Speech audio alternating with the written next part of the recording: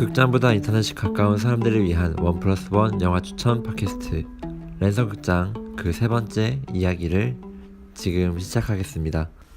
저는 진행자 제임이고요.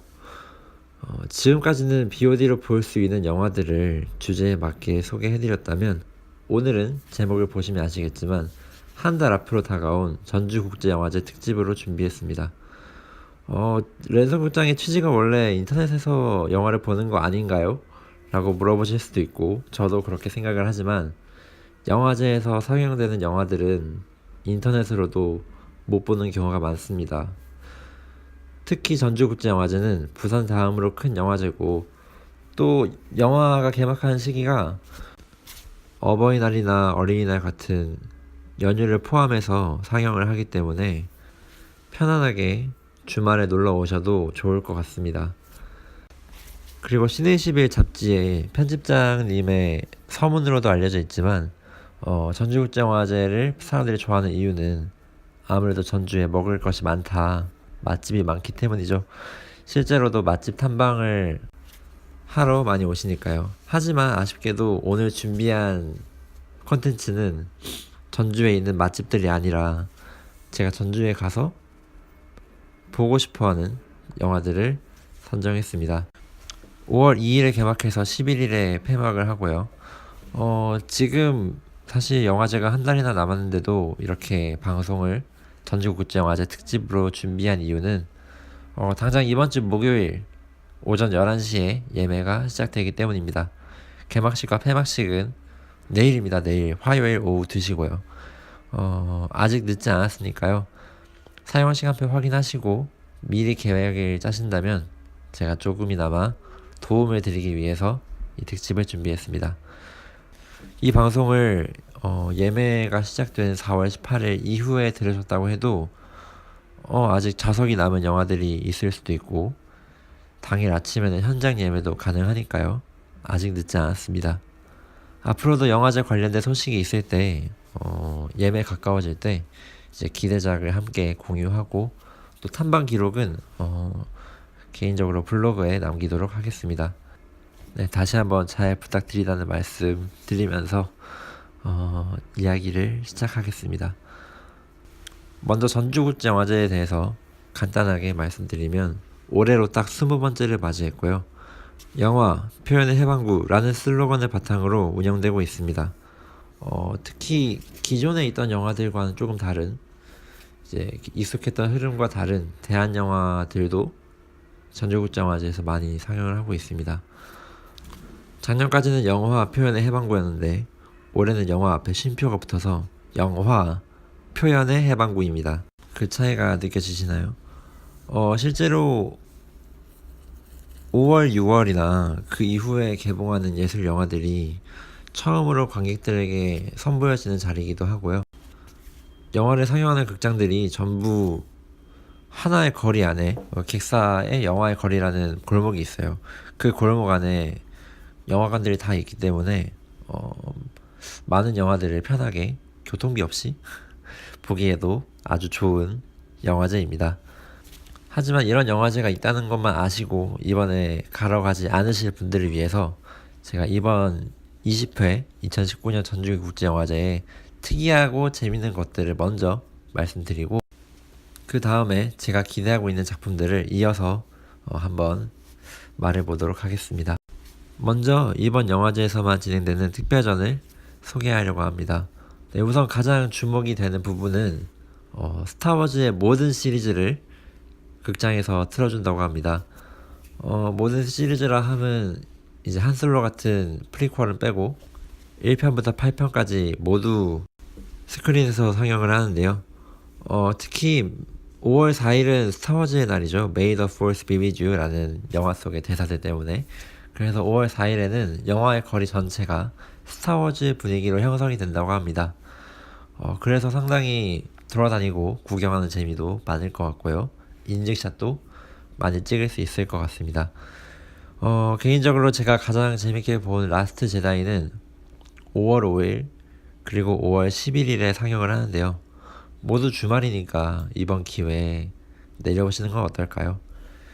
네, 그리고 주목할 만한 또 하나의 특별전은 올해가 임시정부 수립 100주년으로만 알고 있었는데 한국 영화 100주년을 맞이했다고 하더라고요. 그래서 21세기 이전 작품 12편 그리고 21세기 이후 작품 14편을 상영한다고 합니다.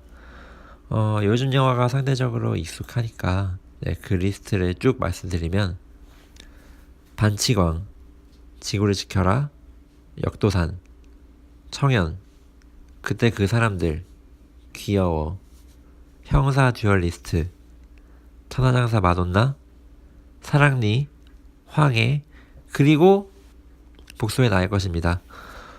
모두 두 번에 상영하는 건 아니고 영화제 기간 동안 한 번밖에 상영을 하지 않는 경우도 있지만 이제 모두 다 무조건 감독과의 대화 시간이 마련되어 있습니다.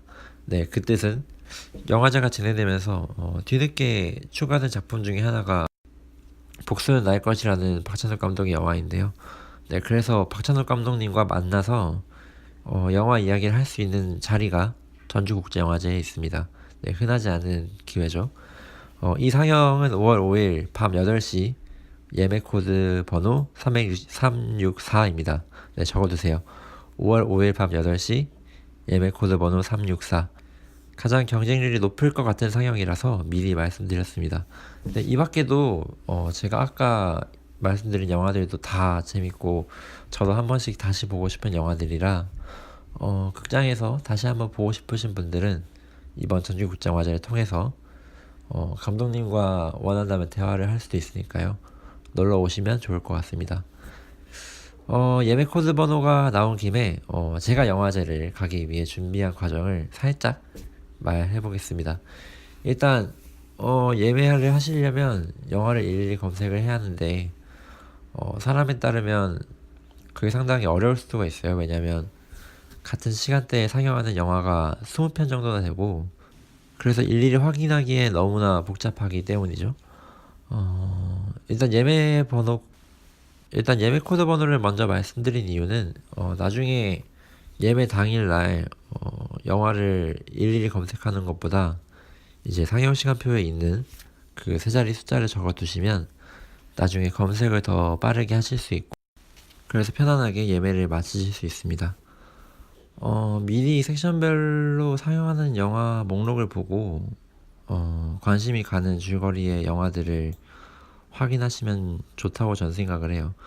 먼저 어떤 섹션이 있고 어떤 상영작이 있는지를 간단하게 쭉 보시고 꼭 보고 싶은 영화가 있으시다면 그 영화를 중심으로 시간표를 짜셔도 더 빠르고 편안하게 예매를 마칠 수 있습니다.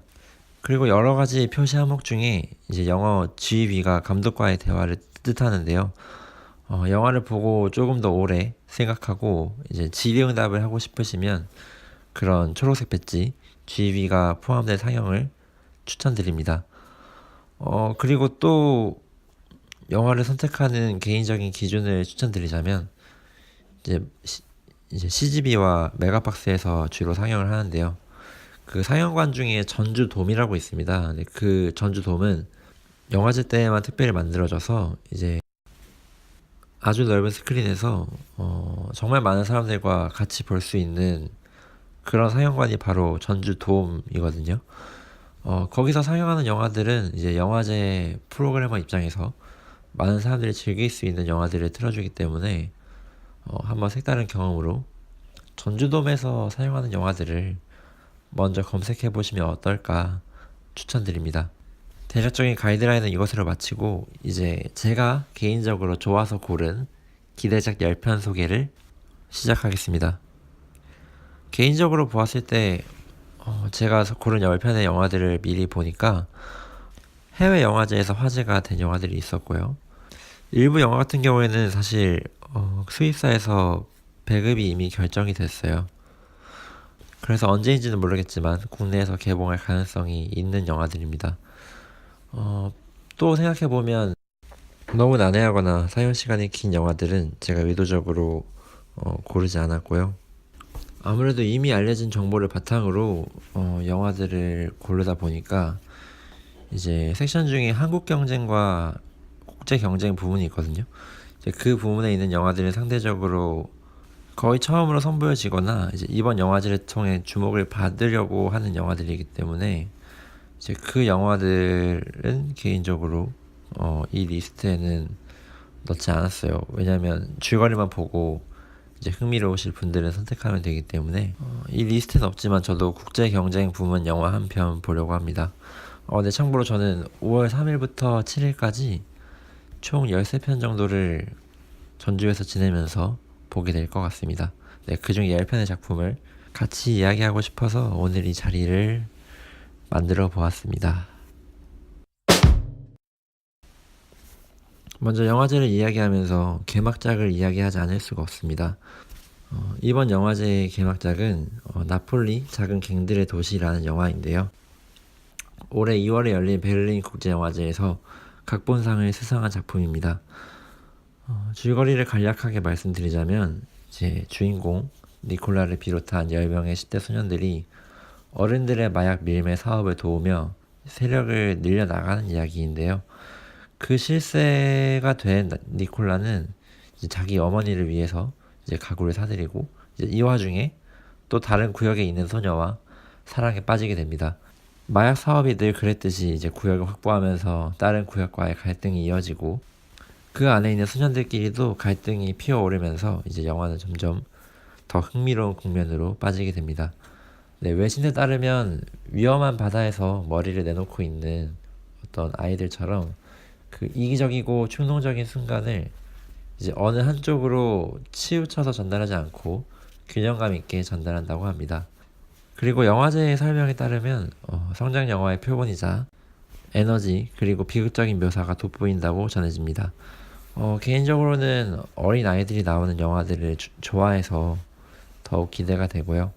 또 개막작이라면 영화 이제 프로그래머들이 이번 영화제를 대표한다고 이 영화로 시작을 하겠다고 선정을 했으니까 그래서 처음으로 소개해드렸습니다. 영어 제목은 피라냐인데요. 아무래도 영화가 벌어졌던 장소인 나폴리로 제목을 정한 것 같습니다. 이탈리아 영화고요. 그 다음으로는 복수는 나의 것과 함께 전주국제영화제 상영장 목록에 뒤늦게 추가가 된 영화인데요.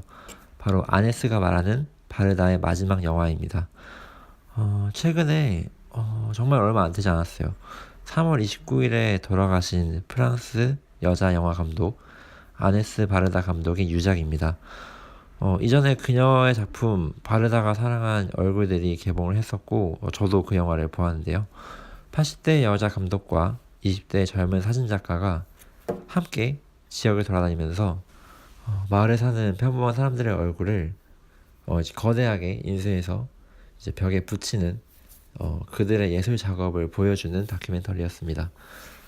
그 영화 속에서 이제 바르다는 한 번도 겪어보지 못한 죽음이 오히려 기다려진다고 말하는 대목이 있는데요. 이 안에서 바르다 감독님이 어떤 분인지 조금 더 이제 말씀을 드리자면 이제 프랑스에서 60년대 누베바그 운동이 시작이 되었는데 이제 그때 유명한 감독들이 뭐 고다르 감독이라던가 뭐 트리포 감독이라던가 각각 니 멋대로 해라나 400번의 구타 같은 유명한 영화들을 남기신 분들이잖아요. 그분들과 함께 영화를 시작하신 분입니다. 꾸준하게 지금까지 극 영화와 다큐멘터리를 오가면서 작업을 하신 분이고 이번 영화는 방금 말씀드렸던 바르다가 사랑한 얼굴들과처럼 다큐멘터리이고요. 영화로 자신이 보는 세상을 표현해온 개인적인 경험이 담겨 있다고 전해집니다. 방금 말씀드렸던 남자 감독들은 아는데 이제 상대적으로 여자 감독들의 이름이 생소하시다면 이제 이번 영화를 보면서 함께 알아가시면 어떨까 생각이 듭니다. 저도 너무 궁금하고 꼭 보고 싶은 작품이라서 선정을 했습니다. 네, 영화 제목은 훨씬 더 직관적인데요.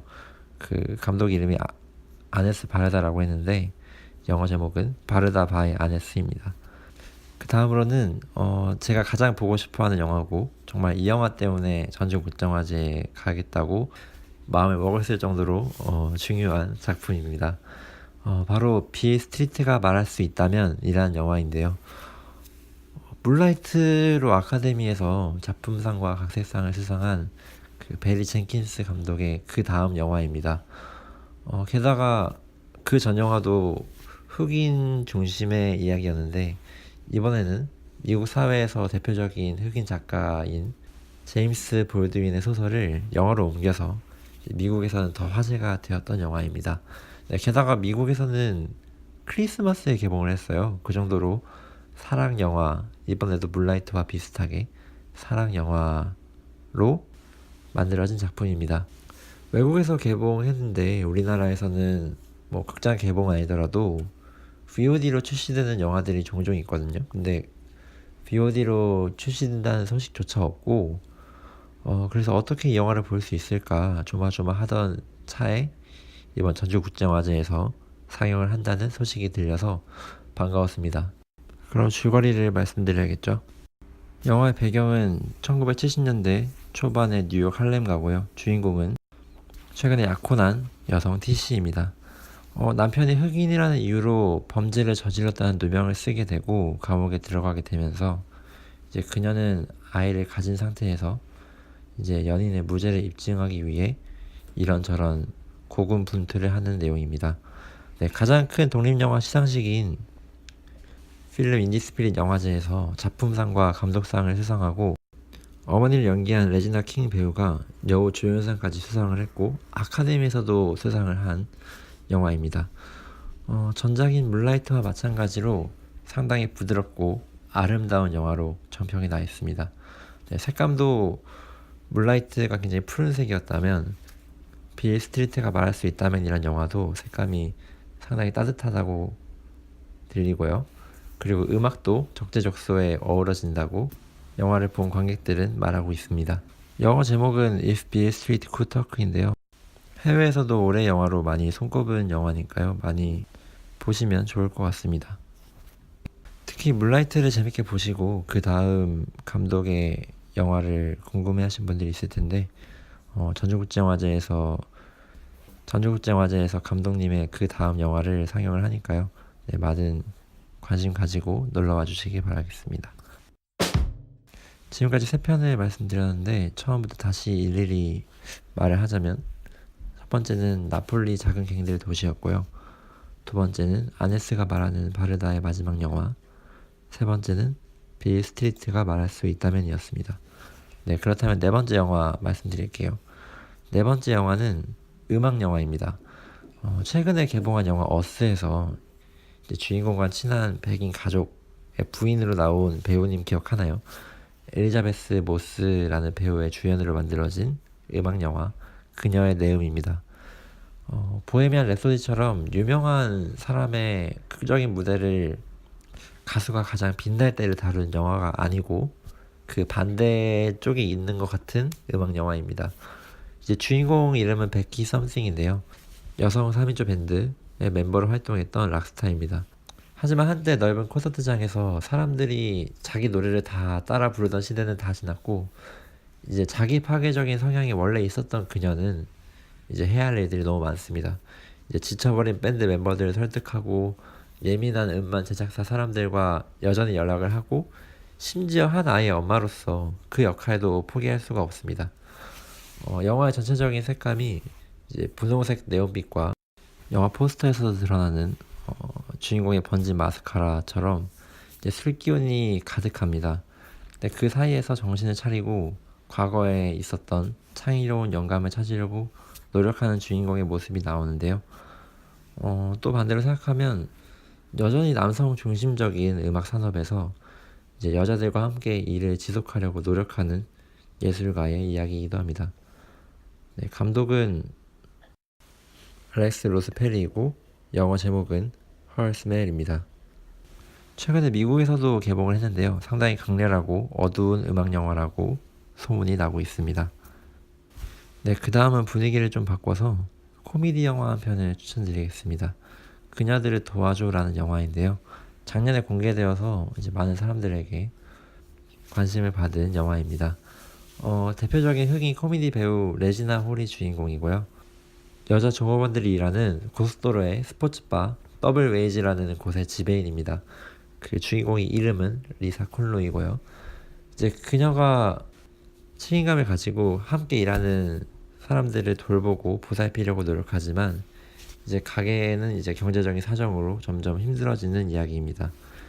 영화제의 설명에 따르면 미국에 가면 성공한다는 아메리칸 판타지에 구멍이 뚫려서 원하는 대로 세상이 돌아가지 않는 문제가 벌어진다고 합니다. 사실 술집 여자들의 이야기라는 점에서 자극적일 수 있는 내용이지만 일하는 여성 종업원들 사이의 우정이 더 중요하고 거기에 더 집중하는 영화라고 하니까요. 재미있는 영화 많이 보셨으면 좋겠습니다. 앤드류 부잘스키 감독의 영화이고 이제 영어 제목은 Support the Girls입니다. 네, 그럼 6번째 영화 말해보도록 하겠습니다. 네, 6번째 영화는 죽기에는 어려워라는 영화인데요. 8월에 스위스에서 열리는 로카르노 영화제에서 감독상을 수상했습니다. 네, 배경은 1990년 칠레의 여름이고 소규모 가족들이 안데스 산맥 바로 아래에서 도시에서 떨어져서 공동체를 이루면서 살아가는 이야기입니다. 거기서 살아가는 세 명의 어린 아이들, 소피아, 루카스, 그리고 클라라가 주인공인데요. 이들이 새로운 한 해가 되기 전에 파티를 준비하면서 부모님과 첫사랑, 그리고 여러 두려운 요소와 맞서는 이야기입니다. 사실 스티컷에 욕조 안에서 담배를 피우는 그 사진 하나에 꽂혀서 이것저것 찾아보았고 이제 결과적으로 이 영화를 보려고 합니다. 스스로 고립을 선택한 지역 공동체와 이제 거기서 벗어나기 위해 노력하는 주인공의 이야기인데 주인공을 연기한 데미안 헤르난데스라는 배우가 이 영화로 처음 연기를 했다고 합니다. 그런데 상당히 많은 사람들이 좋은 연기였다라고 말하고 있다고 하더라고요. 칠레의 도밍가 소토마요를 카스티오 감독이 연출을 했고 영어 제목은 Too Late to Die Young입니다. 네, 그럼 다음 영화 7번째 영화 말하기 전에 지금까지 소개한 영화 다시 한번 훑어보고 시작하겠습니다. 네, 첫 번째 영화로는 나폴리 작은 갱의 도시 전주국제영화제 개막작이고요. 두 번째는 아네스 바르다라는 노벨바그부터 활동을 했던 여자 영화 감독의 유작 아네스가 말하는 바르다의 마지막 영화고 세 번째는 물라이트의 베리 젠킨스 감독이 그 다음으로 만든 빌 스트리트가 말할 수 있다면이고요. 네 번째 영화는 엘리자베스 모스라는 여배우의 주연 음악 영화 그녀의 내음입니다. 그래서 다섯 번째는 흑인 코미디 배우 레지나 홀이 주연을 맡은 술집 종업원들의 이야기 그녀들을 도와줘이고요. 여섯 번째는 방금 말씀드렸던 고립된 공동체에서 벗어나려고 하는 아이들의 이야기인 죽기에는 어려라는 영화였습니다. 그리고 일곱 번째 영화는 올해 1월에 열린 썬댄스 영화제에서 관객상을 수상한 영화입니다. 제목은 퀸 오브 하츠이고요.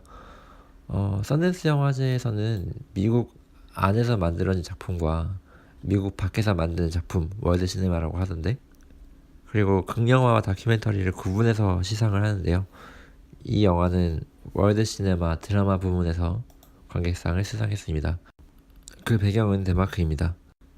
줄거리로는 성공한 변호사인 안네라는 여주인공이 이제 예쁜 집에서 이제 남편인 의사인 남편과 함께 두 딸을 키우면서 남 부러울 것 없이 잘 지내는 와중에 이제 남편의 배다른 아들, 그러니까 엄마가 다른 사람인 거죠. 그 아들인 10대 소년 구스타오라는 아이가 집으로 들어오게 됩니다. 그리고 그녀가 안내가 구스타와 친해지면서 점점 삶이 위기에 빠진다는 이야기인데요. 사랑에서 저지른 선택이 비극이 되는 과정이 자극적이진 않지만 꽤나 강렬하게 전달된다고 들리네요. 사람의 취향이 전반적으로 비슷하니까 외국에서 관객상을 받았으면 우리나라 관객에게도 재밌지 않을까 생각을 했습니다.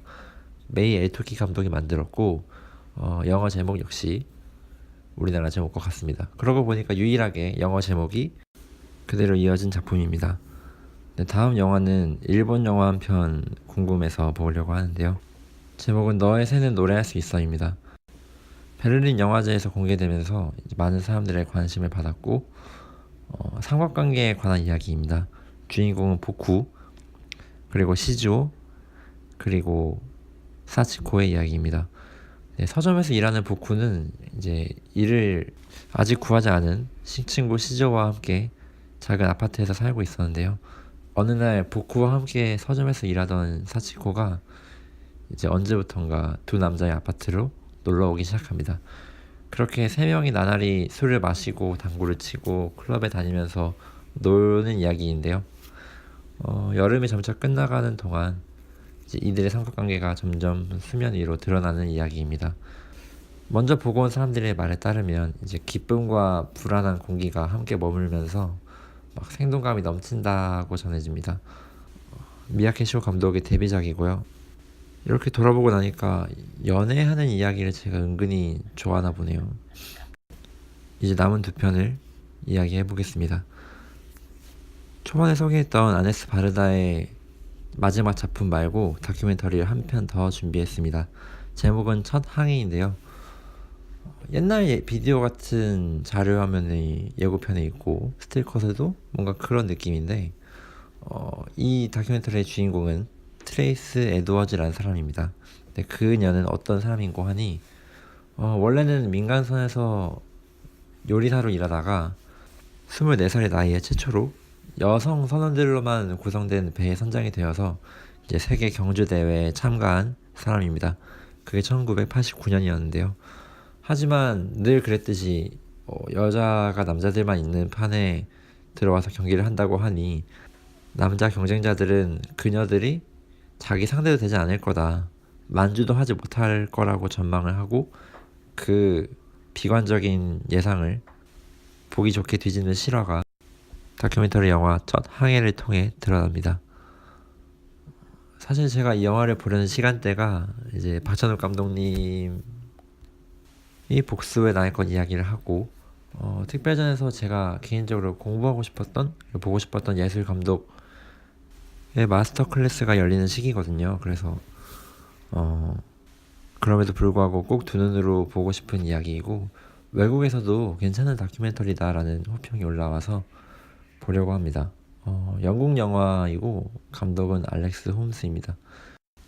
그리고 영어 제목이 처녀를 의미한 단어 메이든입니다.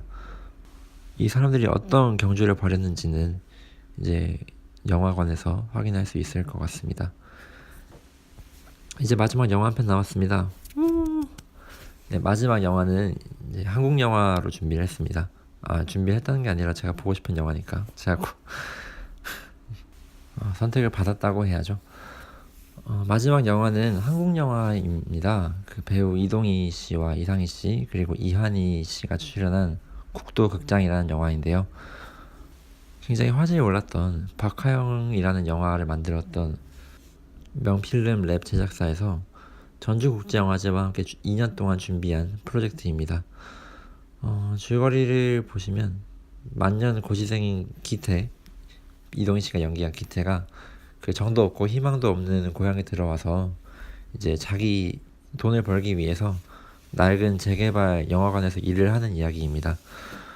정식으로는 가을에 개봉할 예정이지만 이제 올해 전주국제영화제에서 처음으로 공개가 되고 이제 배우와 감독님도 영화제 상영 이후 보고 이야기할 수 있을 것 같아서 이 영화를 보기로 마음을 먹었습니다. 사실 개인적으로 2년 전에 제가 전주국제영화제를 갔었는데 그때 박철민 씨와 장현성 씨가 주연이었던 그 코미디 영화 커튼콜이라고 있거든요. 그게 진짜 재밌는데 그 영화를 영화제에서 보고 상영 이후 감독과의 대화 시간에 진짜 재밌게 이야기를 하고 느낀 점도 정말 많았습니다. 이 영화가 잘 되길 바라는 마음이 커졌었거든요. 그런 것처럼 한국 영화를 보셔도 유명하지 않은 작품이라고 해도 감독 그리고 배우님을 직접 뵐 수 있다는 것 자체가 영화제를 관람하는 또 다른 재미가 아닐까 생각을 하게 됩니다. 네, 그럼 부족하지만 지금까지 제가 아주 주관적으로 생각을 한 제20회 2019년 전주국제영화제 기대작 10편을 함께 들으셨는데요. 마지막으로 다시 한 번만 한꺼번에 말씀드리고 방송을 마치겠습니다. 네, 첫 번째로는 개막작이기도 한 나폴리 아이들의 성장 이야기 나폴리 작은 갱들의 도시였고요. 최근에 타계하신 아네스 바르다 감독님의 마지막 다큐멘터리, 그리고 굉장히 자전적인 영화, 제목은 아네스가 말하는 바르다의 마지막 영화가 두 번째였습니다. 그리고 세 번째는 물라이트의 베리 젠킨슨 감독이 그 다음으로 만든, 해외에서도 상당히 많은 사람들의 선택을 받은 영화 빌 스트리트가 말할 수 있다면 이었습니다. 이거 역시 물라이트와 마찬가지로 사랑 영화이고요. 네 번째 영화는 음악 영화인데, 기존의 가수의 가장 빛나는 순간이 아니라 재기를 꿈꾸는, 그리고 자기 파괴적인 성향이 있는 여자 락커의 이야기를 다룬 영화 그녀의 내음입니다. 다섯 번째로는 술집의 여성 종업원들이 서로를 돕고 사는 코미디 영화 그녀들을 도와줘이고요. 여섯 번째는 고립된 세상에서 밖으로 나가고자 하는 아이들의 이야기인 1990년대의 칠레를 바탕으로 한 영화 죽기에는 어려입니다. 여섯 번째로는 최근에 열린 썬댄스 영화제에서 관객상을 수상한 나이든 여자가 어린 남자와 사랑에 빠지는 퀸 오브 하츠라는 영화고요. 일곱 번째는 친구들끼리 삼각관계에 빠지는, 하지만 달달한 멜로라기보다는 현실을 있는 그대로 담아내었다는 호평을 받는 너의 새는 노래할 수 있어입니다. 이게 여덟 번째였고요. 아홉 번째 영화는 세계적인 선박 경주 대회에 참여한 최초의 여성 선원들의 이야기 다큐멘터리를 다룬 첫 항해라는 영화이고요. 마지막으로는 우리나라에서 만든 배우 이상희 씨, 이동희 씨, 그리고 이한희 씨가 주연한 한국 영화 국도극장입니다. 저도 이렇게 본격적으로 준비를 하고 영화제로 가는 게 거의 처음이다 싶을 정도로 느껴지는데요. 아직 한 달이나 남았지만 그래도 재밌게 잘 다녀오겠습니다. 그리고 오늘이 랜선극장 3회째잖아요. 지금까지 했던 랜선극장 팟캐스트들을 유튜브에도 올릴 예정입니다. 네이버 오디오 클립과는 다르게 유튜브에는 북마크 기능이 있어서 이제 처음부터 다 듣지 않으셔도 원하는 부분부터 들으실 수 있게 제가 북마크를 놓을 예정입니다. 그리고 천천히 오래 팟캐스트를 하고 싶은 게 제 마음인데, 아무래도 일주일에 2편씩 준비를 하고 50분 분량의 팟캐스트를 녹음하려고 하니까 이제 별로 아직 제대로 시작하지도 않았는데 혼자 지치더라고요. 그래서 일주일에 한 영화씩 2주 동안 하나의 주제를 다루는 게 어떨까 생각을 하게 되었습니다. 네, 그래서 다음 팟캐스트 분량도 아마 이 정도 될 것 같고요. 많이 들어주시기 바랍니다. 그럼 다음에는 어떤 주제로 할까 생각을 해보았는데, 이름하여 제목 오역 한글 패치 여성 영화 특집으로 준비해봤습니다. 사실 곧 개봉 예정인 영화 중에 세상을 바꾼 변호인이라는 영화가 있는데, 이제 그 영화의 원제가 On the Basis of Sex입니다. 최근에 다큐멘터리로도 나왔던 법원 판사 루스 베이더 긴스버거의 생애를 다룬 극 영화인데요. 사람들의 반응이 원제를 전혀 담지 못하는 한글 제목이다, 이런 말이 있어서 이제 거기서 착안해서 이제 그동안 제목이 약간 논란이 되었던 두 영화를 가져왔습니다. 한 편은 원제는 20th Century Woman이고 우리나라에서는 우리의 20세기로 번역이 되었던 영화고요. 다른 한 편은 원래 제목이 Battle of the Sexes였는데 이게 우리나라에서 번역되기로는 빌리 진 킹 세계의 대결로 개봉을 한 영화 두 편을 다뤄보려고 합니다. 네, 그 중에서도 먼저 하고 싶은 영화는 우리의 20세기라는 영화인데요. 개인적으로 가장 재밌게 본 영화들 중에 하나이기 때문에 애정을 듬뿍 담아서 자유롭게 이야기를 나눌 것 같습니다. 네, 그러면 랜선극장은 여기서 마치도록 하겠습니다. 듣는 여러분들 외롭지 않게 앞으로도 다양한 영화 이야기와 재밌는 이야기들로 찾아뵙겠습니다. 지금까지 랜선극장이었고요. 다들 좋은 영화 많이 보시길 바라겠습니다.